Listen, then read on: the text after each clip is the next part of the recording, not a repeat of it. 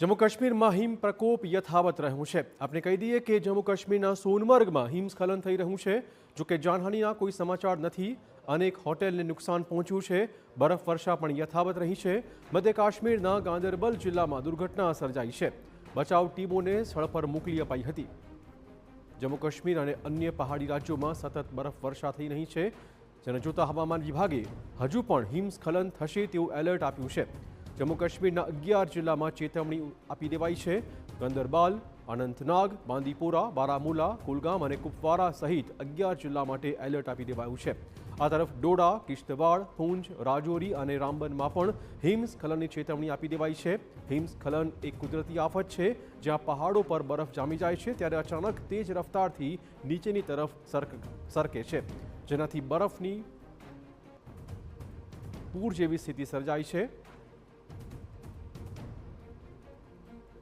બીજી બાજુ બરફવર્ષાથી 58 flights cancel કરવાની ફરજ પડી રહી છે।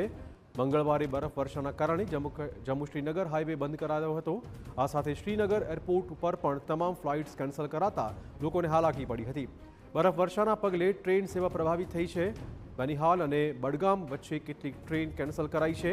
ટ્રેક સાફ થયા બાદ ફરી સેવા શરૂ કરાશે।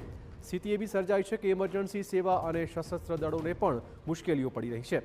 અત્યારે યુદ્ધના ધોરણે બચાવ અને રસ્તાઓ સાફ કરવાની કામગીરી શરૂ કરાઈ છે। બરફ નહીં હટાવવા પર 5 એન્જિનિયર સસ્પેન્ડ કરાયા છે। જમ્મુ કાશ્મીરમાં ડેપ્યુટી સીએમએ લીધા છે આ પગલાં। બરફ હટાવવાની ફરજમાં બેદરકારીના કારણે આ કાર્યવાહી કરાઈ છે।